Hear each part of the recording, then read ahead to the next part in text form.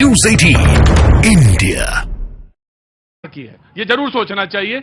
लेकिन हां, उससे पहले, जिससे पहले कि आप अपने घर बनाएं, उससे पहले सरकार को सोचना चाहिए कि ये जो बना रहे हैं ये गैर कानूनी है। जी जनाब वकील साहब। प्रतीक जी, मैं डॉक्टर राजीव शर्मा एडवोकेट यहीं सुप्रीम कोर्ट में प्रैक्टिस करता जी। हूं। आपके 3 विषयों में मैंने देखा, हाँ। तो केजरीवाल जी का वाला प्रश्न जो है, जहां तक वो छठा सम्मान आया उनको, छठा संबंध जो आया है, जी। मेरा कहना है एक बेहतर हो कि वो कोऑपरेट करें और अपनी बात को रखें, बिकॉज लेकिन वो ये कह रहे हैं कि मुझे बताया जाए, मुझे कहा मेरा अपराध क्या है ये बताया जाए, या किस हैसियत से मुझे बुलाया जा रहा है। कानूनी तौर पे अगर आपको सम्मन गया है, it is not mandatory for the prosecuting agency कि उसमें आपको एक्सप्लेन करें कि आपको इस हैसियत से बुला। सम्मन में कभी नहीं होता, वारंट में कभी नहीं होता है कि इस हैसियत से आप आइए। If your name is there, you have to cooperate with the investigating agency. आपको डर क्या है? नंबर 1, अगर मान लो वो उसको मैं पूछ लेता हूं, भाई साहब बताइए, आपको डर किस बात का है ये मुझे बता दीजिए। हमें कोई डर नहीं है। नहीं तो गिरफ्तारी तो होगी ज्यादा से ज्यादा, और क्या होगा। बात तो सुनिए, आंदोलन से निकली पार्टी है, ना जेल से डरते हैं ना लाठियों से डरते हैं।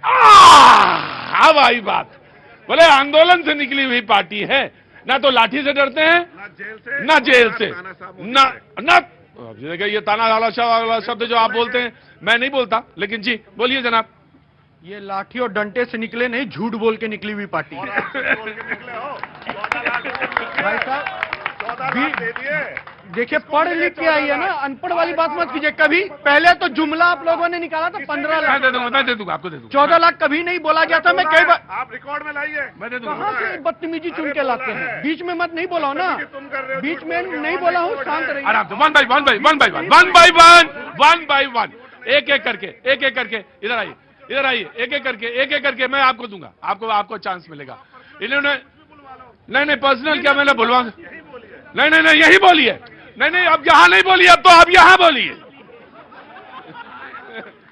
ये हाँ ये बोलिए। प्रतीक भैया, हम जनता के देखिए, अगर नियम आपने बनाया कि हम दूसरे में नहीं बोलेंगे, तो आपको भी दूसरे में नहीं बोलना चाहिए। जी वही बात है कि हम सच्चे तुम झूठे, जब खुद पे झूठे तो पूरा जमाना झूठा, केवल हम सच्चे। वही कर रहे हैं, तुम बीच में मत बोलो, लेकिन जब मेरी बारी आएगी मैं सबको डिस्टर्ब करूंगा। वही पार्टी है, झूठ बोलो पार्टी। और मैं आपको बता रहा हूं प्रतीक भैया, हमारी बहन बहुत अच्छा बोलती है। उन्होंने कहा कि लाल आंखें चीन को, अगर आपको इतनी आपके अंदर चीन के प्रति नफरत थी तो भारत जोड़ो न्याय यात्रा चीन अरुणाचल से क्यों नहीं निकाला आपने? यह कौन सी मोहब्बत की दुकान थी जो आपने मणिपुर से निकाली? ये जरा बता दीजिए। राइट, लेकिन पहले कांग्रेस से पहले आम आदमी पार्टी का पक्ष बनता है, क्योंकि उन पर सीधा सवाल किया गया। पूछ ये बोल रहे, ऐसा कोई बयान नहीं है। अमित शाह जी का बयान 15-15 लाख रुपए अकाउंट में आएंगे।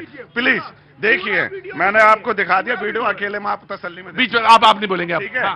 बोला था, सबको बोला, बाद में बोला अमित शाह जी ने, ये जुमला था। हम तो बुद्धू बनाते हैं वोट मांगने के लिए, बाद में भूल जाते हैं। 2014 मोदी जी ने बोला था कि देश के जो किसान है उनकी बात मानी जाएगी, इस पे कानून बनाया जाएगा। सत्ता आते फिर पलट गए वो।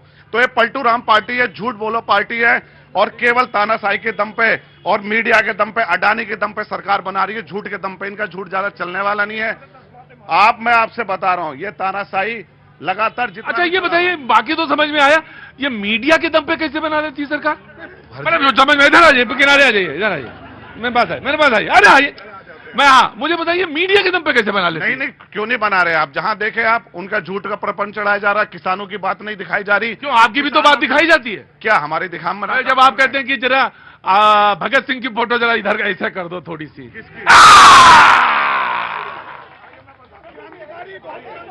अब वो 13 दिन का आंदोलन,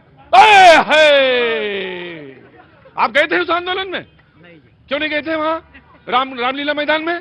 वो कट्टर बेईमानों की। नो, कोई नहीं बोलेगा, किसी को चांस नहीं मिलेगा। चांस क्योंकि वही बोल रहे थे, इसलिए नियम उन्हीं का है। जी, नियम वही लगेगा, उन्हीं का बिल लगेगा। पूछे, मैं बताता हूँ। नहीं मुझे पूछना नहीं, मैंने तो बीच में एक जिज्ञासा बस पूछ लिया था। आगे बोलिए। मैंने तो एक बात सीधा बता दी आपको, देश में तानाशाही चल रही है, गुंडागर्दी चल रही है। जो नेता इनके साथ मिलता नहीं है, उस पर ईडी भेज दी जाती है।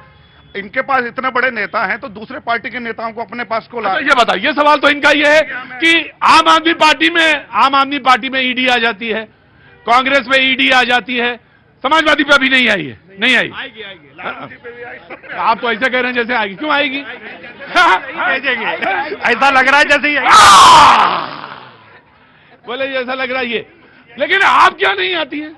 ये कहते हैं आप क्या नहीं आती है, और ये सवाल इनका है जायज सवाल है। 3-4 विषय मैं रख देता हूं। हाँ। एक बड़ा न्यूज नेटवर्क है, उसपे 2 मिनट 30 सेकंड का वीडियो है, देख लें। उन्होंने कोट किया था जो झूठा फैलाया गया था 15 लाख को। कोई नहीं कहा था, जिम्मेदारी के साथ कहता हूं, झूठ ना बोले। बिल्कुल कहा था, चैलेंज के साथ कहता हूं, नहीं कहा था ये बात। और मैं आपको बता रहा हूं, इन्होंने कहा कि भैया इनको अरेस्ट कर रहे, उनको अरेस्ट कर रहे। 2 बातें याद कर लें और सीना ठोक के कहता हूं, चुनाव का परिणाम कुछ भी हो जाए, जो पत्थर चलाएगा उस पे बुलडोजर चलेगा, कलम चलाने पे नहीं चलेगा। और जो चोरी करेगा उसका ईडी जाएगा।